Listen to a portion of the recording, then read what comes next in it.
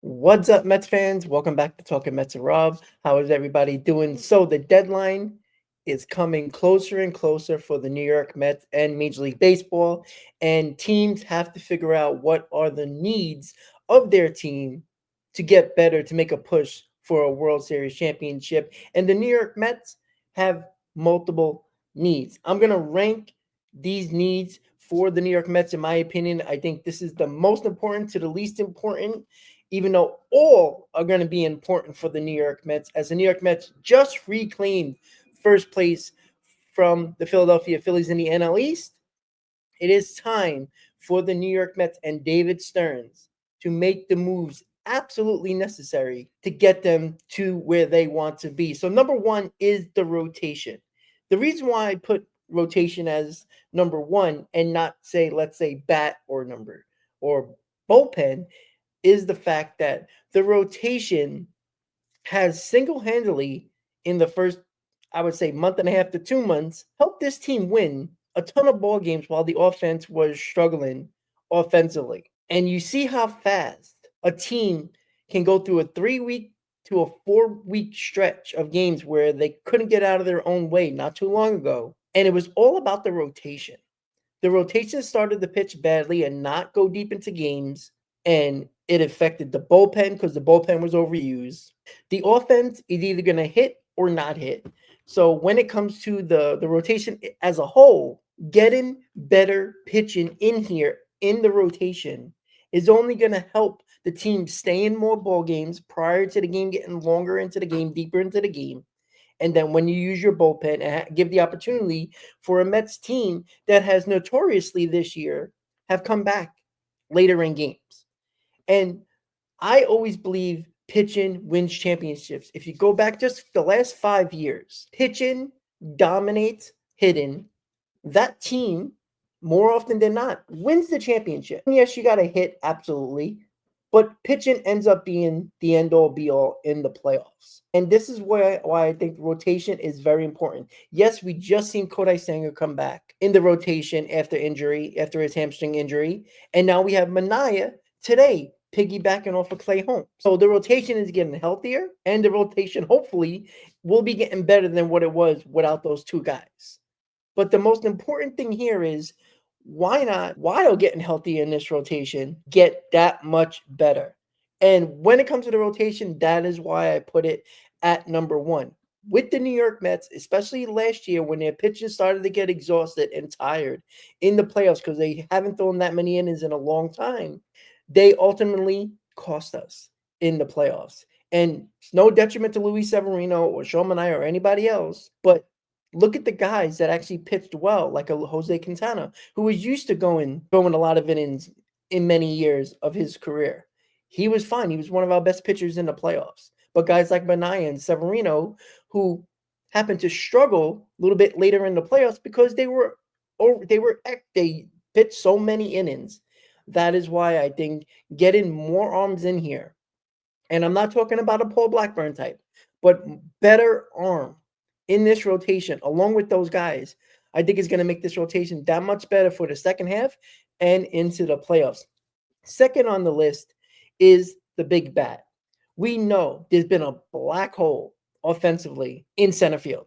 That has 100% been a problem. Tyrone Taylor has been great defensively, but he goes through these terrible offers that doesn't help the bottom of this lineup. As much as we all like Tyrone Taylor, he is a fourth outfielder. If you had all your holes filled, like catcher, that's been a problem. Like third base, that's been a problem.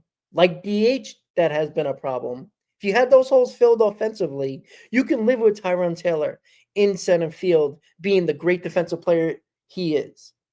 But because you have multiple holes in center field and other positions at the offensive area of the game, guess what? What are the best guys that you can get on the market that are available?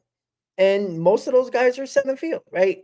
The Cedric Mullins, the Durans, the Luis Roberts, guys like that are available or will be available. That's why center field is on the list as a big bat. DH has been notoriously a problem for the New York Mets since it's been implemented into the National League. It's been a problem for the Mets For some reason, this organization wants to be a platoon DH organization. It has not worked for them once. Go back to every year. Oh, let's do Vogelback and Ruff. Let's do, this guy and that guy.